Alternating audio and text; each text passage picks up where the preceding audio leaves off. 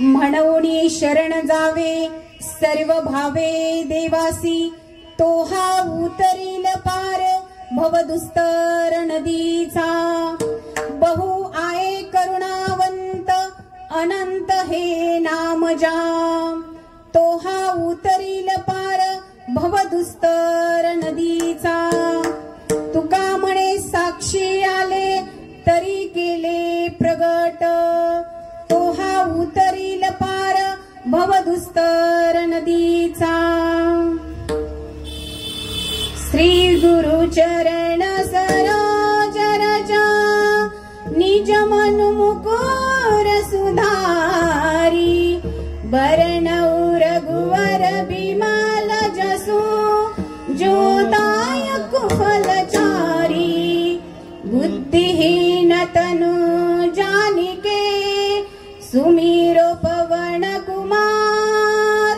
बलबुद्धि विद्या देहु मोहि, हरऊ कलेश विकार, हरऊ कलेश विकार। हे दुख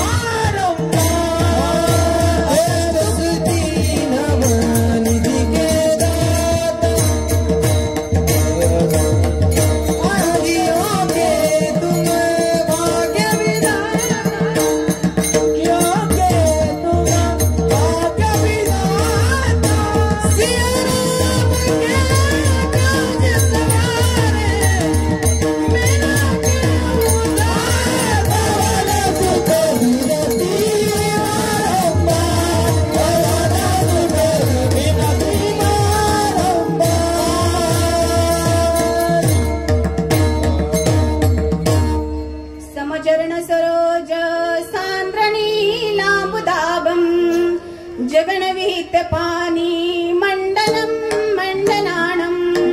तरुण तुलसी माला कंजरम कंजनेत्रम। सदैव धवलासं विठ्ठलं चिंतयामि। पांडुरंग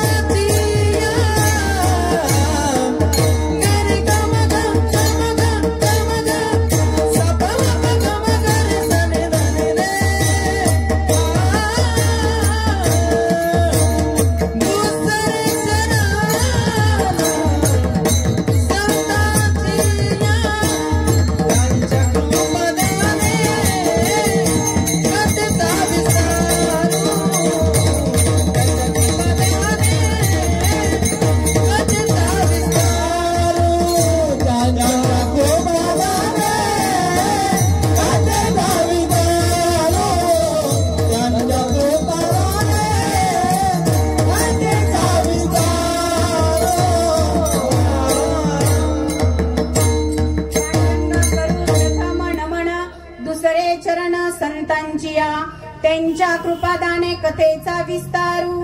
बाबाजी सद्गुरु दास तुका। ओम नमोजी आद्या वेद प्रतिपाद्या। जय जय सो संवेदा आत्मरूपा।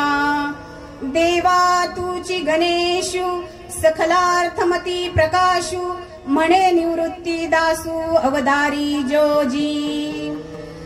ओम नमो ज्ञानेश्वरा करुणा करा दयाळा, तुमचा अनुग्रह लादलो पावन झालो चराचरी, मस्तक हो पायावरी या वारकरी संतांच्या। जय जय श्री राधारमण, जय जय श्री नवल किशोर, जय गोपीचीत चोर प्रभु, जय जय श्री माखन चोर। रायगडी मंदिरी वसे माझराया, रायगडी मंदिरी वसे माझराया, चरण अर्पितो तुम्हा अजन्म ही काया। जगदीश्वराशी जोडली ज्याची अजन्म ख्याती, प्रथम वंदितो तुम्हा शिव छत्रपती। आइए महाराज पधारिए, आइए महाराज पधारिए, आइए महाराज पधारिए, आइए महाराज पधारिए, पधारिए जिदाऊ कुमार, पधारिए जिदाऊ कुमार, आइए महाराज पधारिए, आइए महाराज पधारिए, आइए महाराज पधारिए, आइए महाराज पधारिए। मनऊनी शरण जावे सर्व भावे देवासी, तो हा उतरील पार भवदुस्तर नदीचा।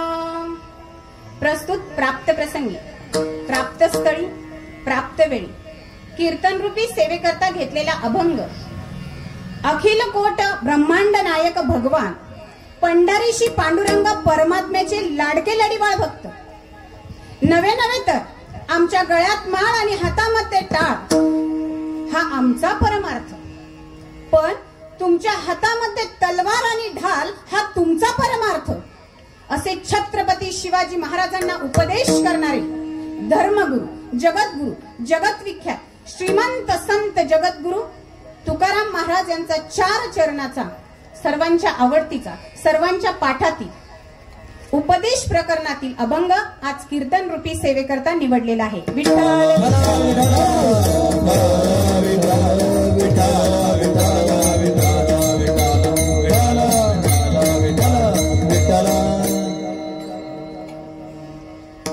खरं तर कार्यक्रमाचं नियोजन आयोजन आपल्या सर्वांना ज्ञात आहे, परंतु तरीही कीर्तनकाराचं आद्य कर्तव्य असतं की कार्यक्रमाचा थोडासा परिहार देणं। अखंड हरिनाम सप्ताह गेल्या जवळजवळ 11 वर्षापासून इथे सतत चालू आहे आणि हे 11वं वर्ष आहे, म्हणजे पुढचं वर्ष झालं की एक तप पूर्ण होणार आहे। म्हणजे गेल्या 11 वर्षापासून सतत आपल्या भोले बाबाच्या मंदिरामध्ये हा सप्ताह चालू आहे। खरं तर या कार्यक्रमाचं नियोजन करत असताना आपल्या कृष्णामाई यांच्या चरणी मी प्रथम दंडवत करते। आल्यापासून नाही तर पहिल्या दिवसापासून मी त्यांची धावपळ बघत आहे, खूप धावपळ करताय आणि कृष्णामाई यांच्या माध्यमातून त्यांचे गुरुवर्य आसारामजी बापू, खरं तर मी सांगू इच्छिते, गुरु असावा रोक ठोकडा, गुरु नसावा मिंदा, कुणी वंदा अथवा निंदा, तो नाही कुणाचा मिंदा। आसारामजी बापू त्यांचे गुरु आहेत आणि गुरुच्या आशीर्वादाने, गुरुच्या माध्यमातून खरं तर त्यांच्या आशीर्वादाने हा सप्ताह रेग्युलर चालू आहे। त्यांचं ते आराध्य दैवत आहे आसारामजी बापू आणि आपले भोले बाबा तर सर्वांना माहिती आहे, आपल्याला प्रसन्न होतातच, तो भोला आहे, त्याची सेवा केली की तो आपल्याला प्रसन्न होतोच। आणि त्यांना आधार देणारे इथील चौकातील किंवा त्यांचे जे मंडळ आहे ते सर्वच आधार देत असतं। तसेच आज ज्यांच्यामुळे मला ही कीर्तन रूपी सेवा मिळालेली आहे असे आपले सर्वांचे आवडते, नेहमी चेहऱ्यावरती आनंद असतो, त्यांचा स्वभाव देखील प्रेमळ आहे, स्वभावच प्रेमळ आहे, त्यांची साऊंड सिस्टीम पण तेवढी गोड आहे बरं का, असे दिनेश भाऊ, तसेच माझे गुरुवर्य नाशिक जिल्ह्याचे गायनाचार्य की ज्यांच्यामुळे आज ह्या गादीवरती मी उभी आहे। खरं तर काय म्हणता, मंदिर तयार करायचं असेल ना तर मंदिराचा पाया भक्कम होता, म्हणजे पाया भक्कम होता, खांबही रोवलेले होते, स्लॅबही टाकलेला होता, अगदी कळस पूर्णत्वाला येत होता. परंतु तो मंदिर कसं पूर्ण होणार? तर त्याच्यासाठी कळस ठेवावा लागतो, तरच ते मंदिर पूर्ण होणार आहे. आणि माझे गुरुवर्य हरिभक्तपरायण राजेंद्रजी खुळे महाराज यांनी या कीर्तन रूपी माध्यमात आणून, वारकरी संप्रदायात आणून खरं तर अर्चनाताईचा कळस पूर्ण केला आहे. अशी माझे गुरुवर्य राजेंद्रजी खुळे महाराज यांना मी चरण स्पर्श करते, त्यांचे आभार व्यक्त करते. आपले अतिशय उत्कृष्टरित्या गायन करणारे विश्वनाथ महाराज यांचे देखील मी आभार व्यक्त करते. अजय महाराज खरंच खूप छान गायन आहे. महाराष्ट्रामध्ये ज्यांचं गायन प्रसिद्ध आहे असे अजय महाराज यांचे देखील मी आभार व्यक्त करते. दादा अगदी छोटासा बघा वारकरी संप्रदायात आलेला सुशांत दादा, त्याचे देखील मी आभार व्यक्त करते. विष्णू दादा यांचे देखील मी आभार व्यक्त करते. आणि कार्यक्रम कोणत्या एकट्याने होत नाही. आणि प्रसाद दादाला मी मगाशीच म्हणली होती, माझी अशी इच्छा होती की कीर्तन माझं व्हावं आणि माझ्या कीर्तनामध्ये प्रसाद दादाने पखवाज वाजवावा. असं महाराष्ट्रातील ख्यातनाम हरिभक्तपरायण प्रसाद दादा, एकदा त्याच्यासाठी टाळ्या झाल्या पाहिजे. तो पखवाज वाजवत नाही तर त्या पखवाजाला ना बोलायला लावतो. अशी कला देवाने त्याला दिलेली आहे आणि तो देवाचा प्रसाद आहे. सगळ्यांकडूनच गुणगान ऐकतो, आज माझ्याकडून पहिल्यांदाच गुणगान. आणि अजून सगळेच विनेकरिताई यांनाही देखील नमस्कार करते. इथे सर्व ज्ञानाने, कर्तृत्वाने, नेतृत्वाने सगळेच गजगंड, अगदी वयाने, सगळ्याच गोष्टींनी बसलेले सर्व माझे दादा असतील, आई वडिलांसम असतील, बहिणी असतील. मी तुमच्या समोर खूप छोटी आहे, पामर आहे. आणि खरं तर सेवा माझ्याकडे आली आणि सेवेके सांगितले करावे काम, ही फक्त सेवा मी करणार आहे.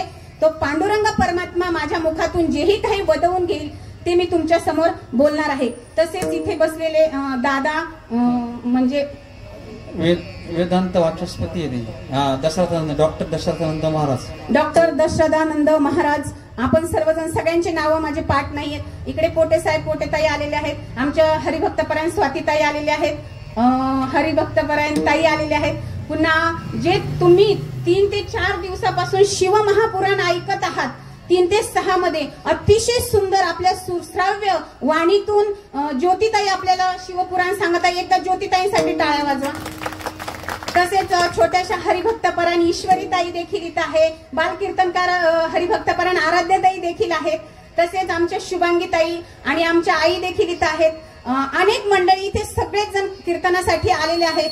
काय म्हणता, कीर्तनासाठी गर्दी नसली तरी चालेल, पण दर्दी माणसं मात्र या धर्म मंडपात बसलेली आहे. आपल्या सर्वांसाठी एकदा जोरदार टाळ्या वाजवा आणि आपण अभंगाकडे जाऊया. विठ्ठल विठ्ठल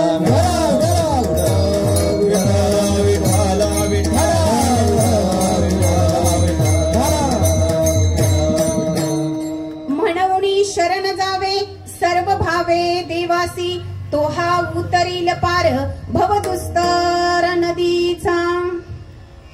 बघा, हा अतिशय सुंदर गोड असा अभंग जगद्गुरु तुकोबारायांनी सांगितलेला आहे. तुकोबारायांनी अभंगाच्या सुरुवातीला शब्द टाकलेला आहे म्हणून.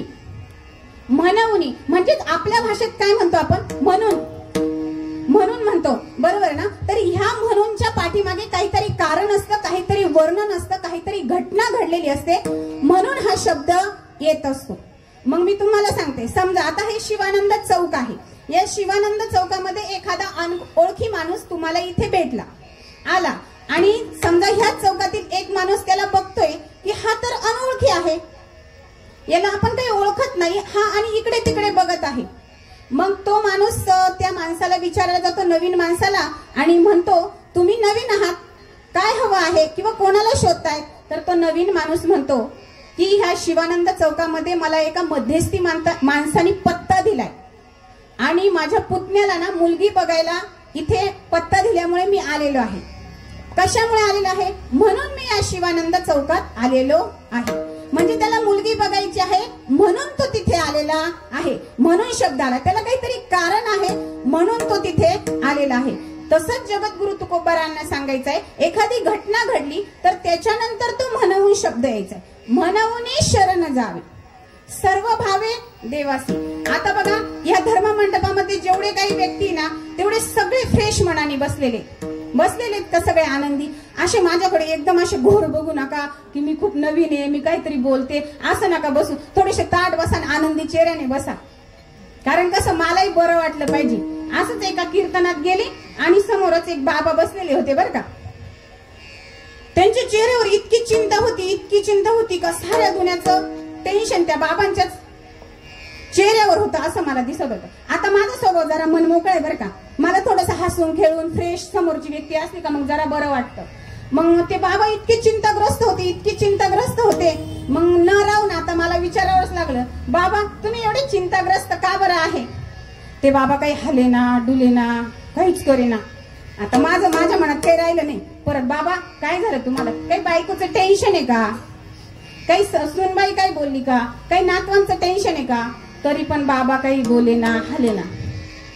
मग मी परत विचारलं, बाबा काय झालं सांगा. मग न राहून त्या बाबांनी मला सांगितलं, बाई मला काही झालं नाही, माझी ना आज एकादशी. बघा आता. मग मी बाबांना म्हटलं, तुमची जर एकादश अशी असेल तर तुम्ही एकादश न धरलेलीच बरी. बरोबर आहे का नाही? त्याच्यामुळे ना ह्या धर्म मंडपात आल्यानंतर एकदम फ्रेश बसायचं, एकदम आनंदाने बसायचं. कारण का माहितीये का, ह्या मृत्यू लोकांमध्ये हा नरदेह इतका पुण्याईने मिळालेला असतो की ज्याचं पुण्य असतं ना त्यालाच इथे या धर्म मंडपात बसता येतं. कारण हा दुर्लभ आहे. हा नरदेह का आहे? दुर्लभ आहे. जुने कीर्तनकार म्हणतात बघा, आंधळ्याच्या टाळीमध्ये कावळा जर सापडला इतका नरदेह दुर्लभ आहे. म्हणजे हा नरदेह मिळवण्यासाठी आपल्याला खूप जन्माचं पुण्य करावं लागतं. पावला हा देह कागदाळी नाही नगरे पाय कळो नगरे पाव कळो. पावला हा देह कागदाळी नाही नगरे पाय कळो नगरे पाय कळो. बघा हा नरदेह इतका दुर्लभ आहे. मी सांगू इच्छिते, तुम्हाला उदाहरण देऊन सांगेल. पंतप्रधान पद कसं आहे? दुर्लभ आहे. प्रत्येकाला पंतप्रधान होता येतं का? पंतप्रधान प्रत्येकाला होता येतं का? नाही. पण कुणाला तरी एकाला होता येतं की नाही? होता येतं की नाही? तुम्ही जरा बोलत चला. होता येतं की नाही? म्हणजे 5 वर्ष कुणीतरी पंतप्रधान होणार असतं. आताच लोकशाहीच्या निवडणुकी झाल्या, आपण खासदार निवडून दिले. कोण कोणत्या पक्षात होतं मला माहिती नाही, कोणी कोणाला मत दिलं हेही माहिती नाही. पण पंतप्रधान हे पद काय आहे? दुर्लभ आहे. परंतु त्या पदावरती कोणी ना कोणी एक व्यक्ती बसत असतो. अजून पुढे जाऊन सांगते तुम्हाला. बघा म्हणजे सोपं वाटेल. वाघिणीचं दूध काढणं सोपं आहे का? वाघिणीचं दूध काढणं हे खूप अवघड आहे, खूप सोपं आहे. त्याचप्रमाणे शेळीचं दूध काढणं सोपं आहे की नाही? पण आजकाल आहे ना शेळीचं दूध सुद्धा कोणाला काढता येत नाही.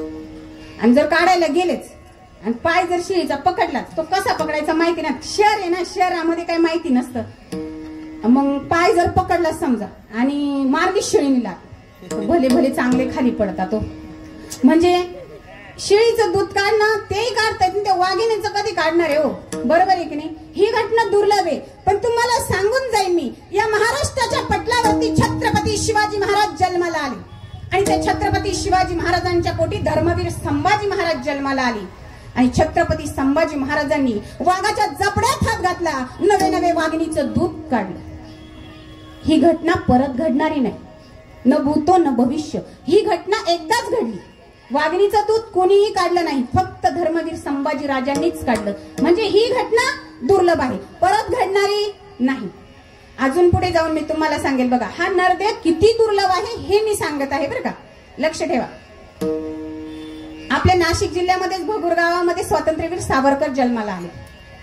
स्वातंत्र्यवीर सावरकरांना इंग्रजांनी अंदमान निकोबारच्या बेटावरती बंदिस्त केलं आणि त्या बेटावरती बंदिस्त केल्यानंतर त्यांना आपल्या मायभूमीची खूप आठवण यायला लागली.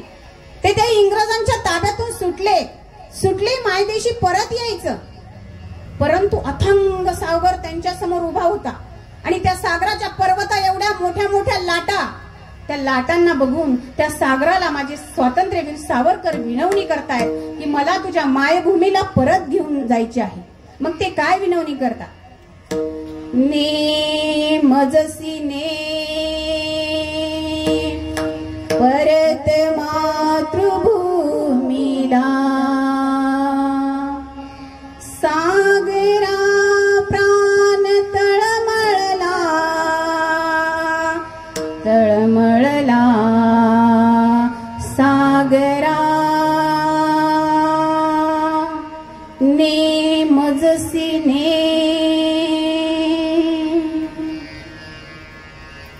बघा, ही घटना देखील दुर्लभ आहे. परत कोणीही त्या सागराला विनवणी केली नाही, कोणीही मायदेशी आले नाही. स्वातंत्र्यवीर सावरकरांनी जी मागणी केली ती परत कोणी केली नाही. इतका नरदेह दुर्लभ आहे की नाही? मग हा नरदेह मिळण्यासाठी जन्मोजन्माचं पुण्य करावं लागतं. मृत्यू लोकात आल्यानंतर जन्मोजन्मी आम्ही बहु पुण्य केले, जन्मोजन्मी आम्ही बहु पुण्य केले, केव्हा या विठ्ठले कृपा केली. जन्मोजन्मी आम्ही, जन्मोजन्मी आम्ही, जन्मोजन्मी आम्ही बहु पुण्य केले, जन्मोजन्मी आम्ही बहु पुण्य केले, देवा या विठ्ठले कृपा केली, देवा या विठ्ठले कृपा केली. जन्मोजन्मी आम्ही बहु पुण्य केले, जन्मोजन्मी आम्ही. बघा, जन्मांतरीचं पुण्य केलेलं असतं म्हणून हा नरदेह मिळत असतो.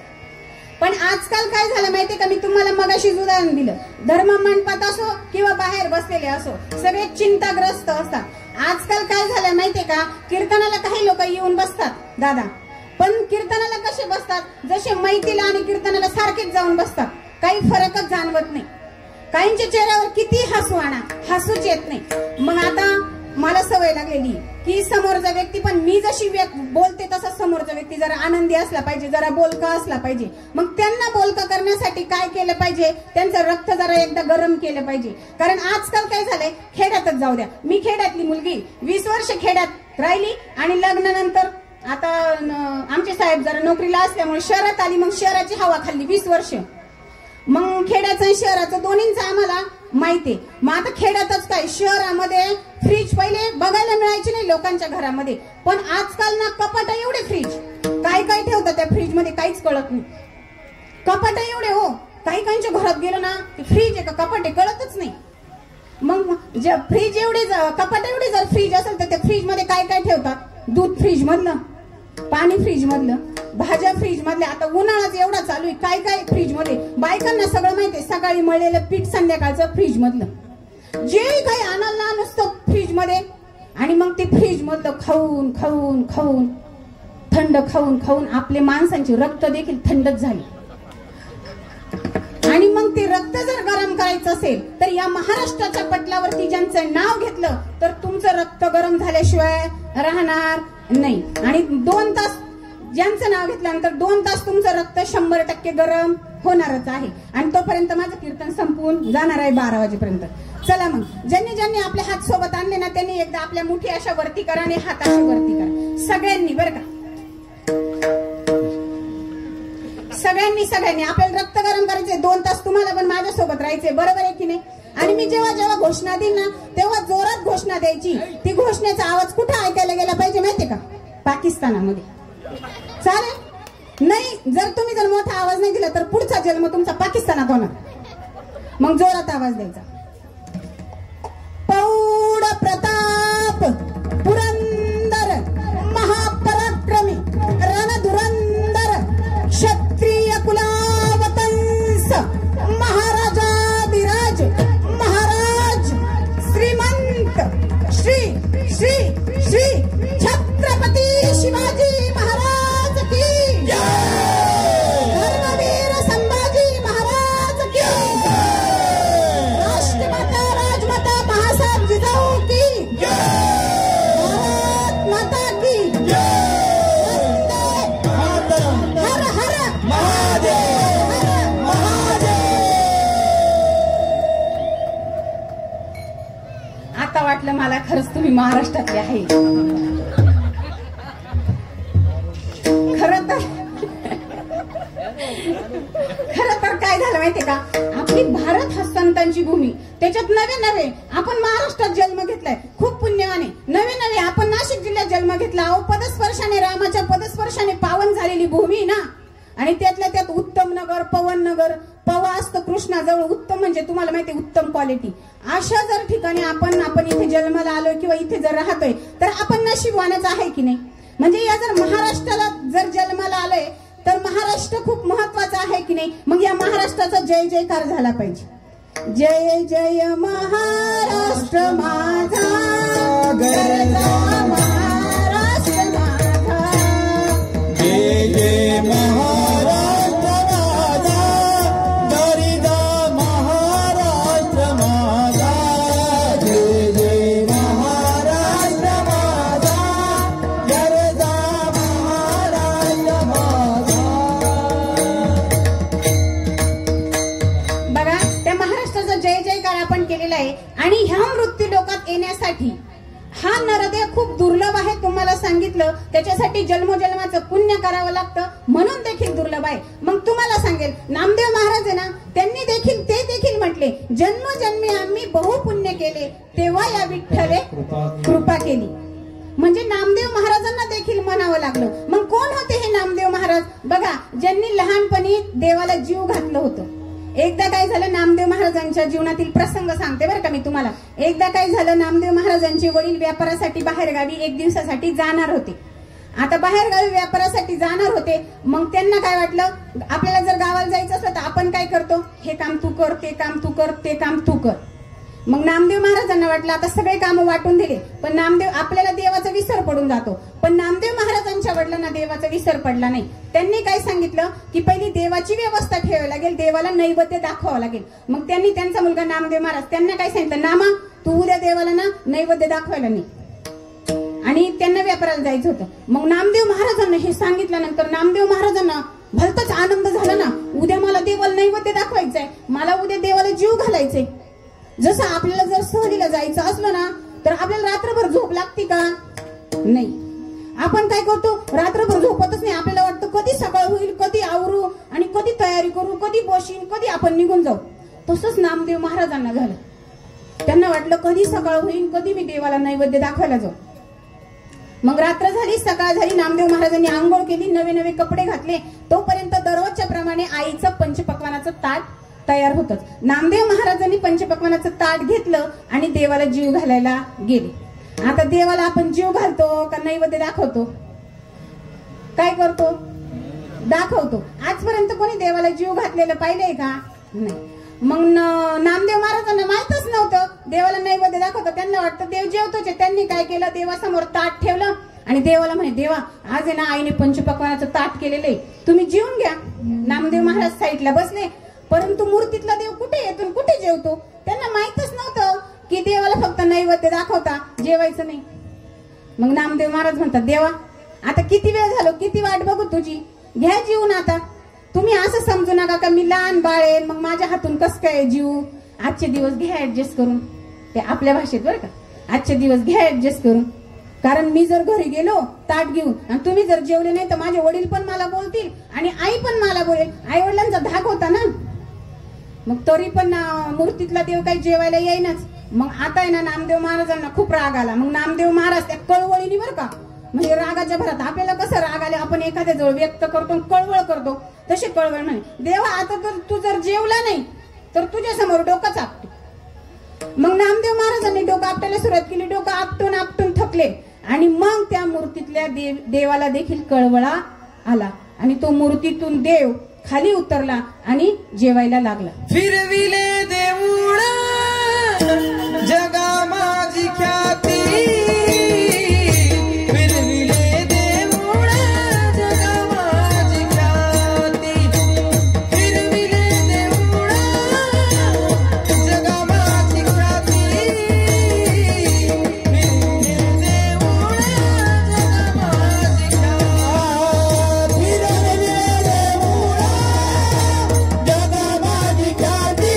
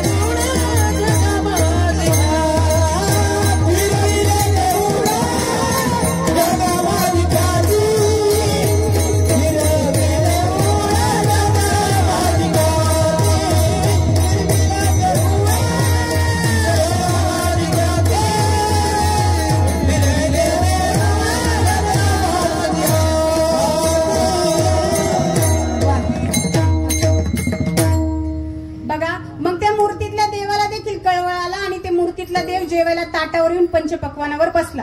पण कसा बसला जेवायला?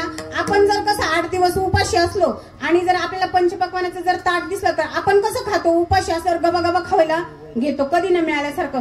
तसंच तो पांडुरंग युगे 28 पासून उपाशी होता. कोणी त्याला एवढी विनंतीच केली नव्हती की जेवायला या, जेवायला या. नामदेव महाराजांनी एवढी विनंती केली आणि तो देव न मिळाल्यासारखा कसा जेवायला लागला. मग नामदेव महाराज म्हणतो, देवा मी केव्हाच सांगत होतो तुला जेवायला या, जेवायला या, आणि आता बघा ना कधी न मिळाल्यासारखं जेवतायत. देवानी जेवले आणि ढेकर दिला. नामदेव महाराज आपलं ताट घेऊन घरी गेले. मग आईने विचारलं, नामा नैवेद्य कुठे? नामा म्हणे, नैवेद्य तर देवाला तर जीव घातला मी, नैवेद्य तर देवानी खाल्ला. मग आई म्हणाली, कारण नैवेद्य दाखवतात ना, कधी जेवतच नाही ना. आणि मग आई म्हणाली, नामा तू तर खोटं बोलतोय, मुलं ना मोठे झाले का जरा खोटच बोलायला लागतात. मग नामा तू खोटं बोलतोय. नामदेव महाराज म्हणाले, नाही ना आई, देवानी पोटभर जेवण केलं. मग आई म्हणाली, नामा उद्या आम्हाला तुझ्यासोबत परत यायचंय, देव जेवतो का नाही ते बघण्यासाठी. मग नामदेव महाराजांचे वडील दुसऱ्या दिवशी व्यापारावरून आलेच होते. नेहमीप्रमाणे आईने नैवेद्य केला पंचपक्वानाचा. नामदेव महाराजांनी तो नैवेद्य घेतला. नामदेव महाराज पुढे, त्यांचे आई वडील त्यांच्या पाठीमागे. मग नामदेव महाराज देवाजवळ गेले आणि देवाला म्हटले, देवा काल फक्त अभ्यास चालू होता बर का, आज मात्र कठीण परीक्षा आहे, कारण आज नैवेद्य खातो का नाही हे माझे आई वडील बघायला आलेले आहे. अहो नामदेव महाराजांनी ते नैवेद्याचं ताट देवासमोर ठेवलं आणि जसं लहान बाळ कसं पटकन येऊन त्या ताटावर बसतं जेवतं, तसं परत मूर्तीतला देव आला आणि ताटावर जेवायला बसला ना. हो म्हणजे बघा एवढा मोठा अधिकार नामदेव महाराजांचा होता. नैवेद्य हातीचा मूर्ती देवी, नैवेद्य हातीचा मूर्ती देवी, नैवेद्य हातीचा मूर्ती देवी, नैवेद्य हातीचा.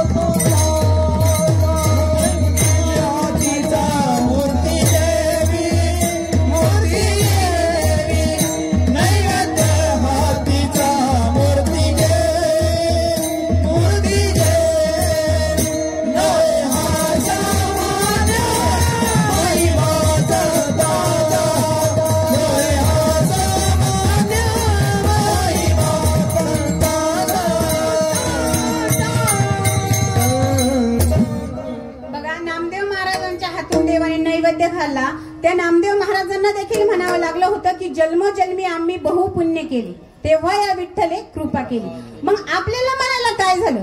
आपण देखील जन्मजन्माचं पुण्य केलं ना, तेव्हा आपल्याला हा नरदेह मिळालेला.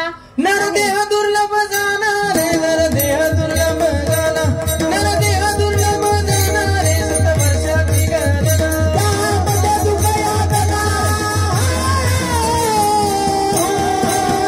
तुम्ही आपल्या बाजूला जाणारे, तुम्ही आपल्या बाजूला जाणार, तुम्ही आपल्या बाजूला जाणारे, वासुदेव वासुदेव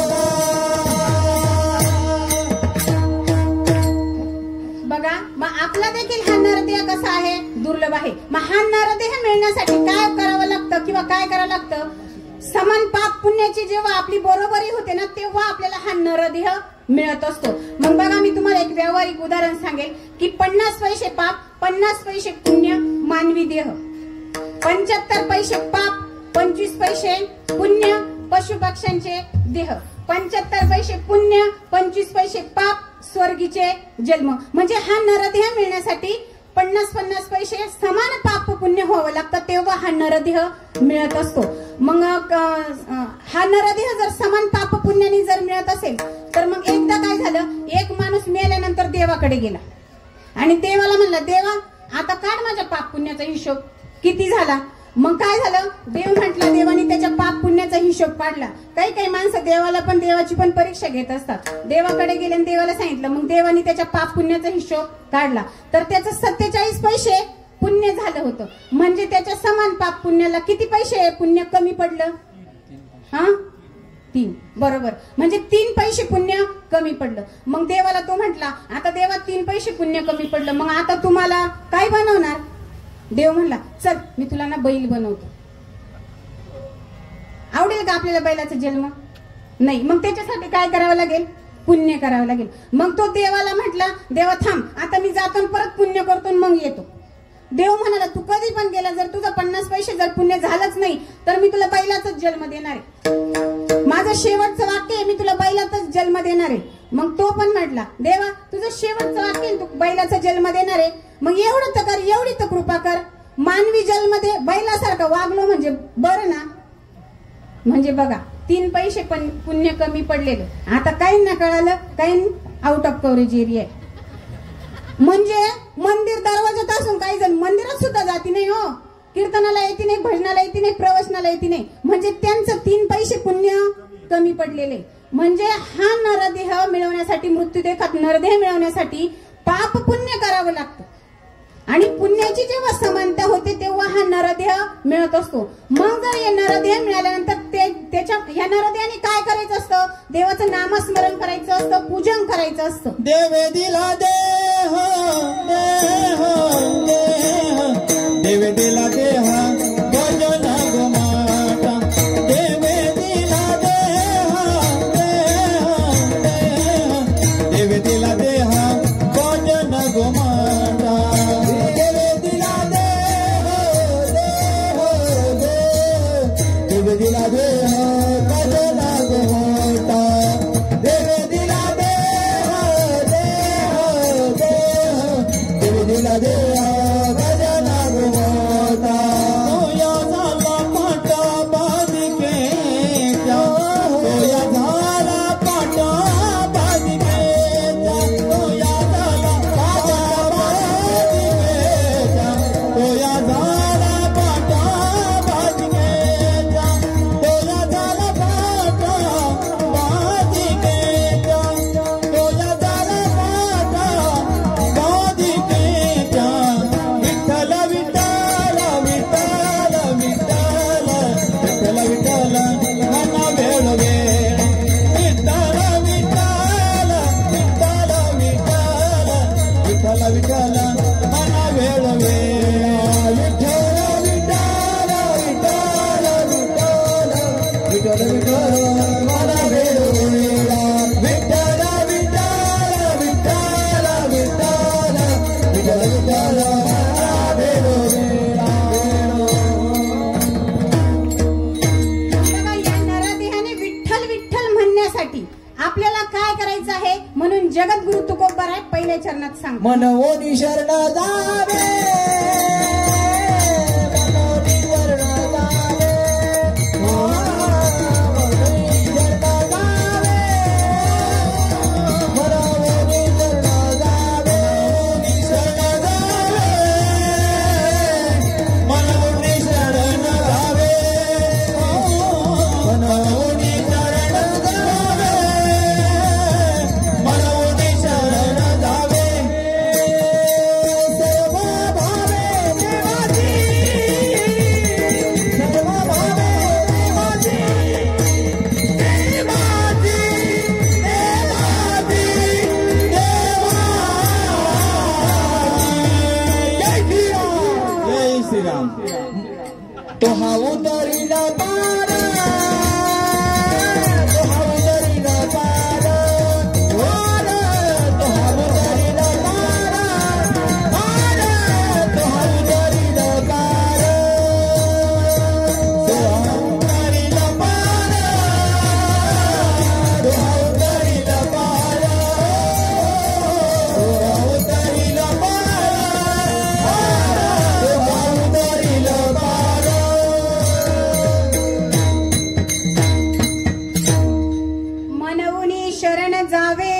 सर्व भावे देवासी।